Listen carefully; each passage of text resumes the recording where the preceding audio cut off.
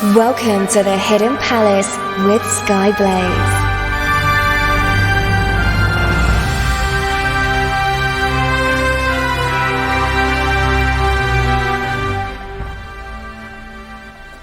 Good morning, afternoon, evening or night, wherever you are in the world. I am Skyblaze and the Hidden Palace is back here on Radio Sega. I apologise for my absence, which was quite a bit longer than I expected. I've had a bunch of stuff going on. One of them was just because some friends came around one weekend, but for the others I've just not been well. I had an infected ulcer in my throat at one point, which is exactly as fun as it sounds. And then it turned out that some of the medication I was on was what was causing that, so I had to be taken off that, and it's just been a nightmare. But I am here now, and today's show is courtesy of Frost, who actually suggested the topic to me following my Tales Anniversary show. So thank you to them, and if anybody else has anything that they want to suggest to me as a topic, please get in touch with me.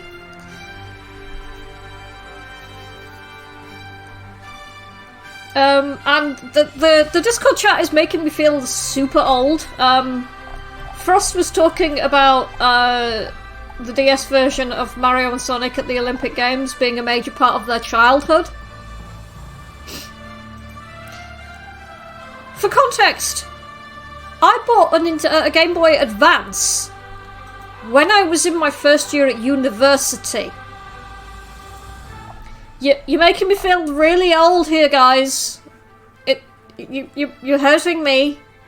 It's sad, and yeah, I'm super old. Huh. Anyway, those of you who owned a Nintendo handheld console, not counting the original Game Boy or the Switch, they quite often include some form of backwards compatibility with their predecessor. So on the Game Boy Color you could play original Game Boy games, the Advance could play Game Boy Color games, and so on and so forth. The DS is no exception, and it had the ability to play Game Boy Advance games, but it also gave the DS the ability to have accessories. One of the ones that you're probably familiar with is the one from the, was it Rock Band or Guitar Hero? It was Guitar Hero, wasn't it? Guitar Hero World Tour, I think it was called, where you plugged it into the Game Boy Advance port and then you could use the buttons on it.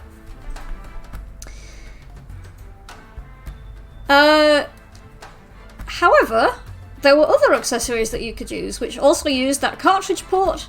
And this was one of the features that Sega took advantage of with a device called the SEGA Card Reader. Now this was released only in Japan, because apparently, like most of the best things are, damn you Japan, I shake my fist in your general direction. This card reader allows you to use cards, obviously, which allowed you to unlock things in games that you could play. It's a bit like how the amiibos work now. Each of the games we're talking about were all released with this card reader included, but the card reader itself was never sold separately. So I'm going to have a bit of music first of all. We've actually got quite a few requests in today's show, so thank you to everybody who sent in any music requests. First of all, we have Mario and Sonic at the Olympic Winter Games party game Wildcard, which was requested by Frost. And then from a game called Concept, which I've not come across before, we have Sebastian Battle, which unfortunately on my copy is only labelled as track 16. And that was requested by Electric Boogaloo. So enjoy those, and I'll speak to you after the break to talk about the first game that I'll be covering today.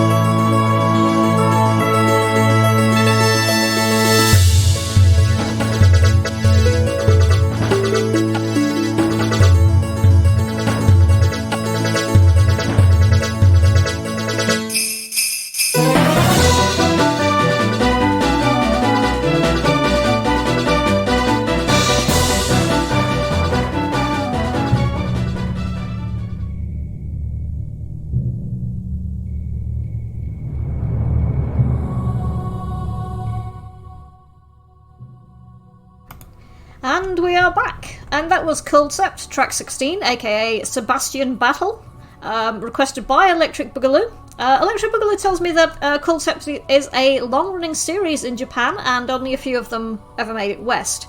So that would explain it. And it's another one of those examples of things that just don't make it over from Japan. Sometimes it's a real shame. And sometimes you're like, no, I can see why that didn't translate very well.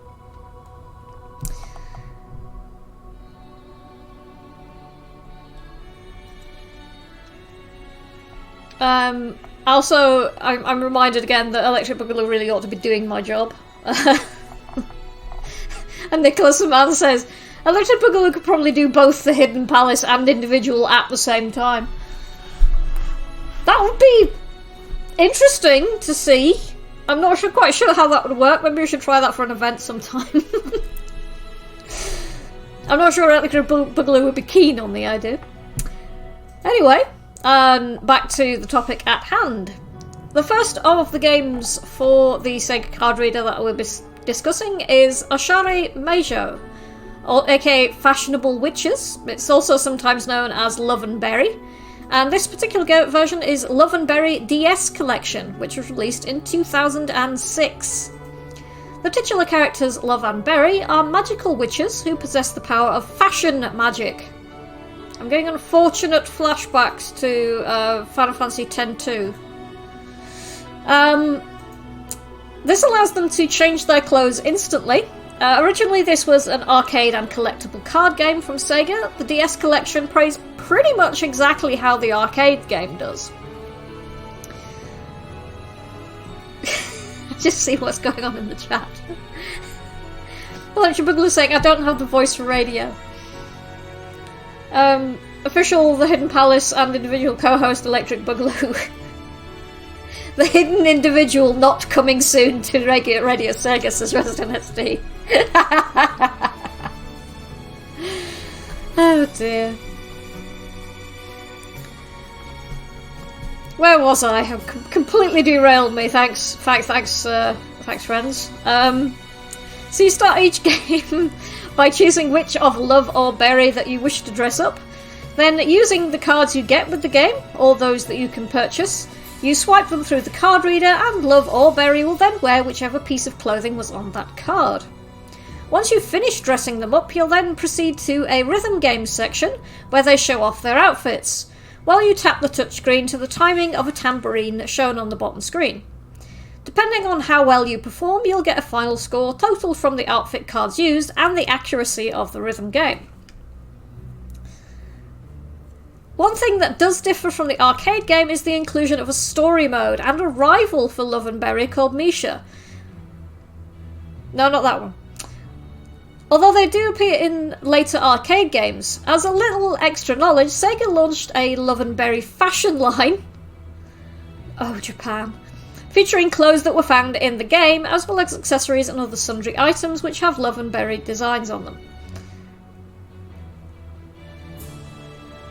Game makers, fashion designers, it's not exactly a combination that you would immediately jump to, really, is it?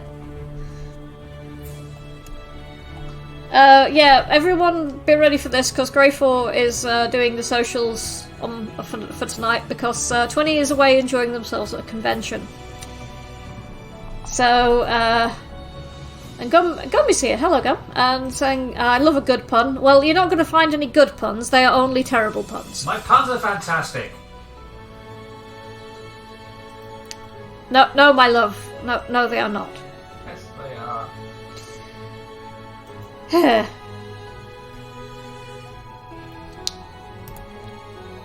Right then, so let's have some more music. So, this one is suggested by Nicholas Aman, and it is from Love and Berry Dress Up and Dance, which I think is one of the arcade games. This is Oshare Magic. There was actually another one that Nicholas suggested, but I was like, I listened to it and wanted to gouge out my eardrums with a spork. So I'm playing this one instead. And then after that, from Puyo Pop Fever DS, we've got Ready for Fever Mode, and that was requested by our glorious leader, Green Viper 8. So enjoy those, and I will talk to you guys after the break for the next game on the list.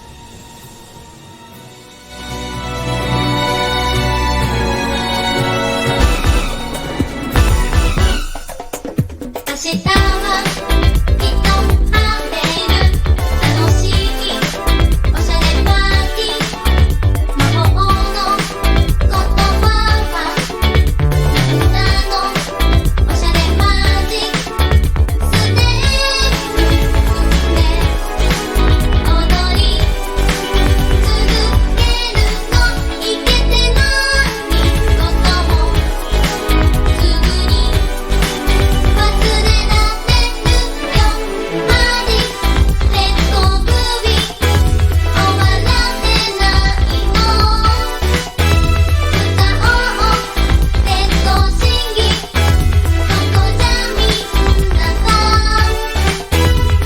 マジレッドグビ止まらないのよみんなでレッドシンギここじゃ誰もいい Good morning, afternoon, evening, or night, wherever you are in the world. This is Nicolas Aman, the demon ruler of the Radio Sega playlist, and you're listening to The Hidden Palace.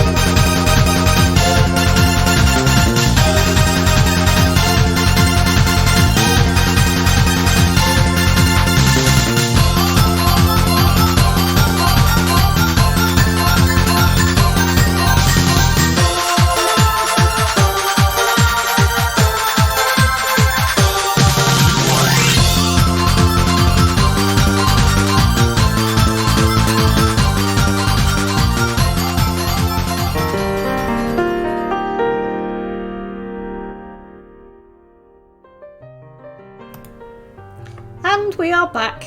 And that was Puyo Pop Fever DS, ready for Fever Mode, which was requested by Green Viper 8.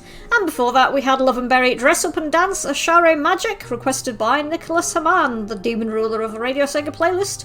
And also now a host of Individual, which you should check out if you have not done already.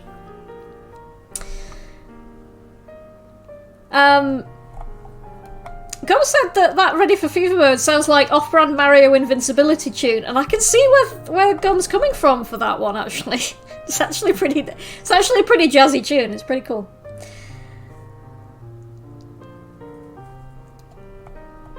Electric Boogaloo is saying that they're glad they got the Dreamcast version of this. I assume you mean Puyo Pop Fever? The only Puyo Puyo game I've really played, I think, was on the GameCube? Because one of my previous housemates had a copy of it. If Multiclass Geek is around, he is scarily good at Puyo Pop Fever. He absolutely thrashed me up and down all day. Even thrashed the guy who actually owned the game. It was pretty cool. Electric Boogaloo says, yes, Puyo Pop Fever, the last first-party Dreamcast game, released in 2004. Huh. I think I probably did know that, but it's been filed away in the back of my brain, covered in dust. Anyway, on to the next thing. I should probably loop the talk bed, otherwise I'm going to run out. Go. Next up we have... Oh god. I apologise in advance to those who speak Japanese. I'm going to give this best try. Kochu Oja Mushiking, aka King of the Beatles, Super Collection. It was released in 2007. This game has you battle beetles to become the King of the Beatles. I'm not sure why you'd want to be King of the Beatles, but you do you, I guess. This game is kind of similar to Love and Berry. Sega created this as a combined arcade and collectible card game. Now, according to Wikipedia, as of 2008, it had more than 100,000 tournaments held and shipped around 20 million cards. That's a lot.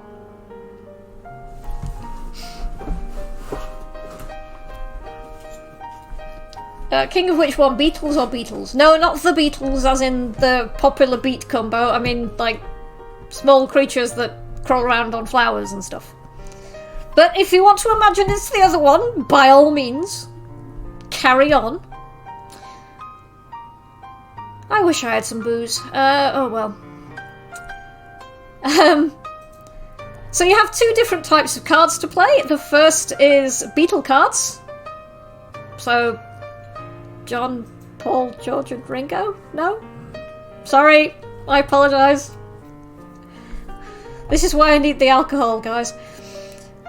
The next are skill cards, which you can use to boost your bug's power. You can then decide who attacks with a round of Janken, also known as rock, paper, scissors. If you win, you can attack, and the first person's beetle to get knocked out loses.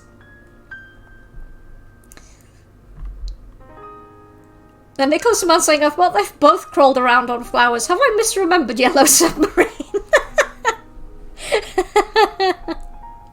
I've not watched that film in such a long time. I think I was a kid when I first saw it. And didn't understand what the hell was going on. I think my dad had to explain it to me. Darren's saying this needs to be re-released as a sequel to Bug Fables. Or possibly Bug Snacks. Actually, no, not that one. Because that one is weird. Oh, you've diverted me from what I was saying again. Right, where was I? The game was released to commemorate the 5-year anniversary of Mushi King, and included a starter pack of 7 cards. But the game can also support all of the cards issued through the arcade games. Mushi King even got its own anime, with a beetle Mushi King and a small boy called Popo. No, not that one. Venture forth in search of Popo's father, while the evil Adder and his brainwashed beetle minions are on the search for Mushi King. I want to see this now, because it sounds mental. There's one final Sega-related fact for you here. There is a Mushi King parody game, which is found in Yakuza Kiwami, called Battle Bug Beauty's Mesu King. So this is kind of like the Love and Berry thing crossed with Mushi King, because you battle Japanese women who are dressed up to look like bugs, in the same style as the Mushi King game. Further proof that I need to play more Yakuza. So we do love a battle bug. I'll tell you what it actually reminds me of, though. There was a one of the first CG animated cartoons was a thing called Insectors. It was only short. I think it was only 15 minutes per episode, and it predates even things like Reboot and Toy Story. And that was all about insects in a colony, and there was like a rival colony where they were all kind of like very regimented, and this other and everything was kind of grey and brown. And then there was this other colony where they like had all these colours, and there was a conflict going on. It was a very strange show. Actually pretty impressive, technically, for the time. Apparently Love and Berry also had a anime movie, so thanks to Nicholas and Man for that piece of knowledge. I remember seeing the Dinosaur King anime many years ago on TV, says Electric Boogaloo. I didn't know it was based on a Sega property at the time. I should probably do that at some point. Kind kind of... And of course Electric Boogaloo, being Electric Boogaloo, has managed to pull up an image for Insectos. One of the things I should do is actually, like, anime-related things, Sega things. Maybe I'll do that at some point. If you've got a suggestion, shout me. Let's have some more music, shall we? So I now have, because I have a feeble excuse to play some music from Yakuza Kiwami, I asked for some suggestions, and Green Viper delivered with a track called Flirt with Bomb, because Yakuza Kiwami is that sort of a game. And then, because I really like the track, this one is from Sonic Rush, and it is Wrapped in Black. So enjoy those, and I'll be back after this music break.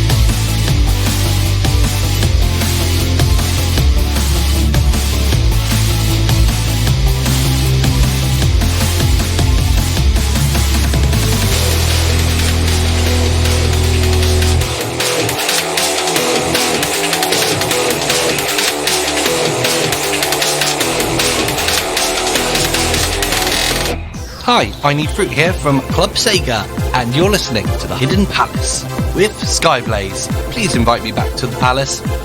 Let me in. Let me in! Too late, too strong, too late, too strong, too late, too strong, too strong, too strong, too late, too strong, too late, too strong.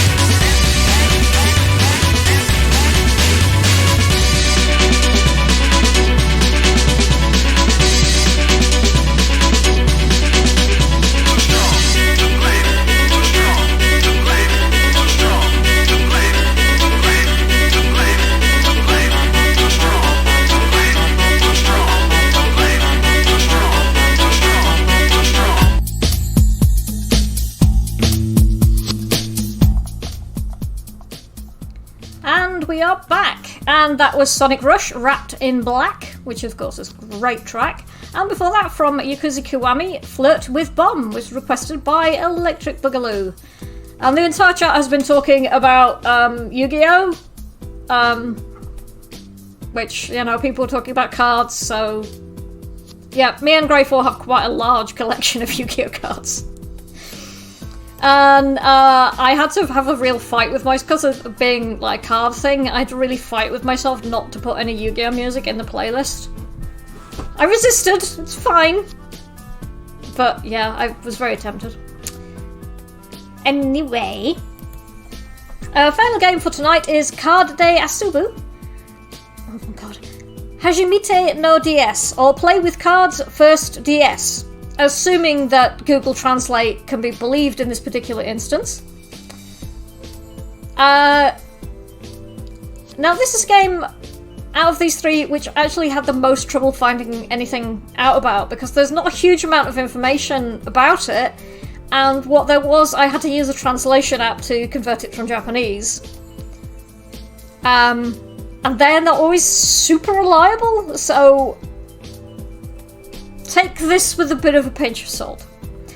So, from what I could understand, this is an educational game which helps children aged 3 and above to learn hiragana and other words through the use of karuta or playing cards across 8 different games. The cards each have images printed on them of various things such as animals, plants, and random objects like a pair of glasses or a drum. They also display one of the 46 hiragana symbols, which can be found on the name of the image shown on the card. The thing that really sets this game apart from the other two is that the game cannot be played without the card reader. With Musha King and Love and Berry, you can play it if you still play the game if you do not have the card reader. You cannot do this with Play with Cards First DS. I mean, the other games probably wouldn't be as much fun without the card reader, but you can still play them. This game, however, requires you to actually answer the questions that it poses by scanning the cards. So if the card reader is lost or broken, well, then you can't really play this game anymore.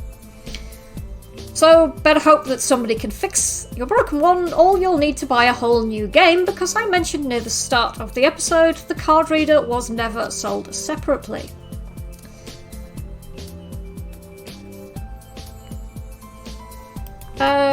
Nicholas was saying, Deep L is better at translating than Google Translate, although I find longer text often skip sentences. Yeah, translating, I mean, Japanese is a very complex language, so a lot of the grammar is quite, and sentence structure is quite different, so it tends to have a bit of a problem. There's a couple of other languages that translation apps have huge issues with, including Turkish.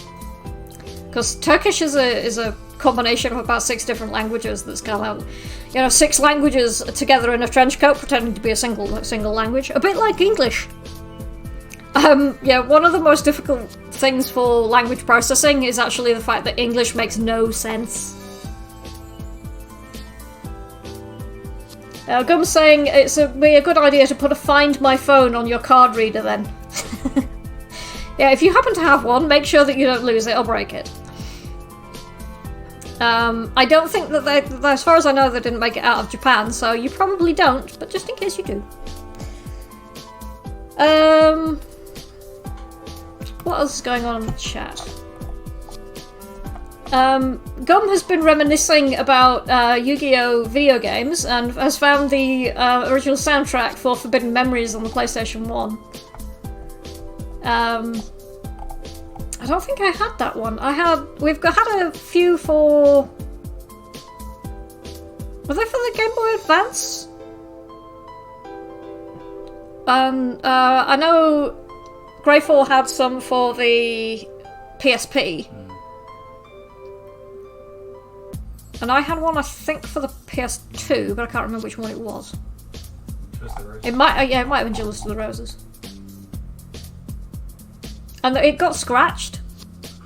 And I did fix it, but by then I wasn't interested in playing it anymore. So I think I sold it.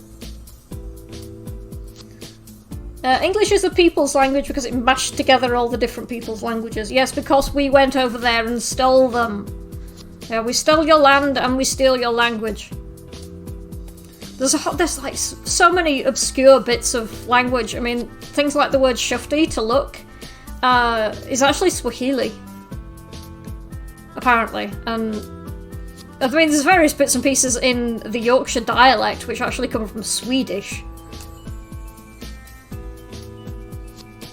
So Frost saying, English stealing bits from other languages to make itself what it is today. Strangely appropriate, I know, right? It's like the most blatant metaphor ever. Anyway, Gob is saying, oh yeah, I remember GX had a PSP game. It had a couple, I think. Yeah, Gryfor is in there saying, tag PSP games that cover GX and 5Ds. I had a 5Ds game as well, which I think was on the DS. Which is it was surprisingly difficult. There was like jewel puzzles, and I just couldn't get past them. A bit like chess puzzles, I can't do those either. Anyway, let's move on. Let's have some more music then. So this is our final request for today, and this is from Shin Megami Tensei Strange Journey. And this is the track Holy Miracle, requested by Doan. And then from Persona Q Shadow of the Labyrinth, we've got Sweets and Cards. And then I will be back after this music break to go into Chiptune Corner. So enjoy those, and I'll speak to you after this.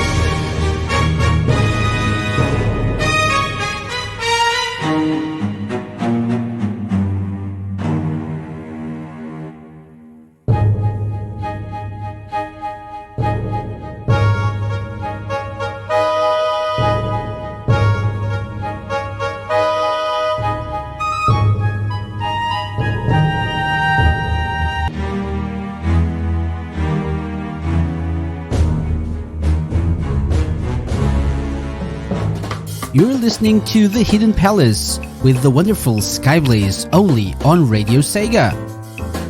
Well, I guess if you're here, it's not that well hidden, is it?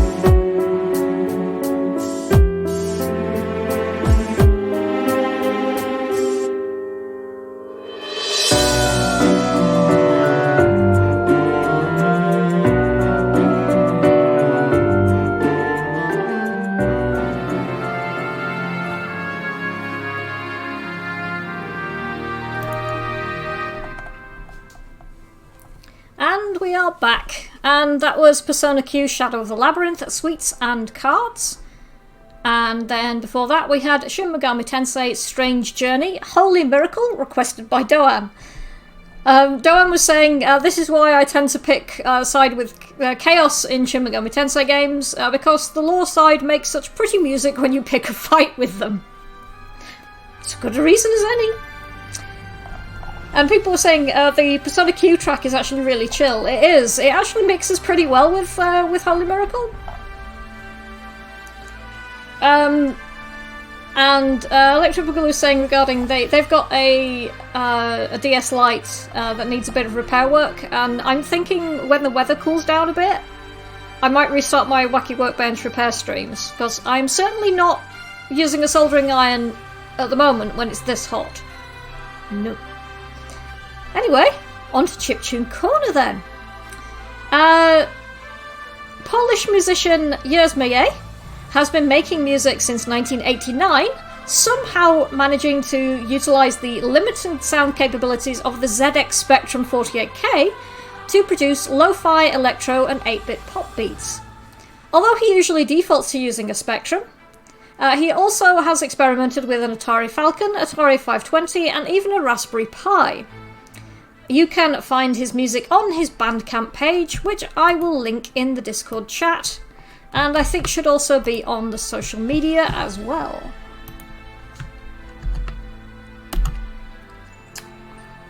So I'm going to play one of his tracks now, and this one is just called Weird, and there's some really nice stereo effects going on, so make sure you've got your headphones on for this one.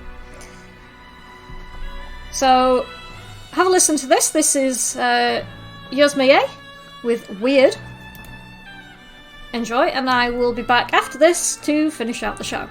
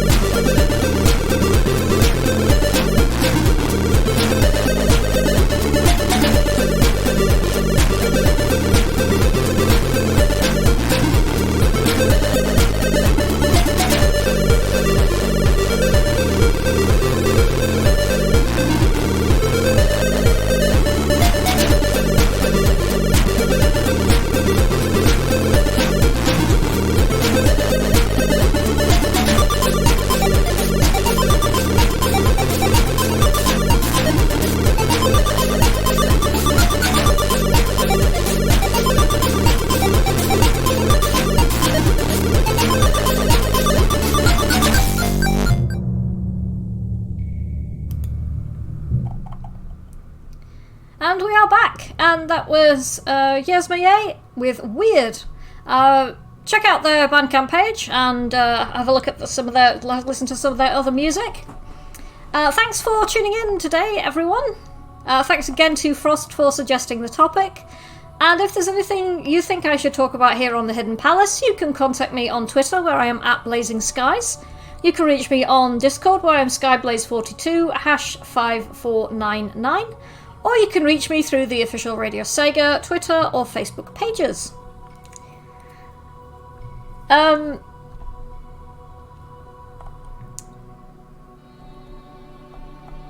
some reason, people are talking about vampires on the Discord chat, and I was saying that I don't like garlic, but I can't be a vampire because I like being in the sun. Darren doesn't seem to believe me, and Electro Boogaloo posted a image of Vampire Master of Darkness on the Game Gear, which is actually a pretty decent game, and it's got some absolutely amazing music. And Frost is very generously saying that I did the topic justice. Oh, that's very sweet. Thank you so much, Frost. So thank you to the people who have been in the Discord chat. So we've had Frost, Doan, Electro Boogaloo, Resident SD, Gum has been here, Nicholas Aman's been around. I'm sure there's been other people listening in, and to all of those people, and thanks to my husband Grey4 as well, who's been working very hard on the socials this evening. Thanks to him as well. I've been Skyblaze, and this has been the Hidden Palace here on Radio Sega. Coming up next should be Gavi and Saturday Night Sega. Their show is going to be a bit delayed in starting because they got distracted. But they're working on getting things sorted now. So, one last track to go out on, and this is from Sonic Heroes. It's the Bingo Highway remix version. So, enjoy that. Thanks everyone. Take care, and good night.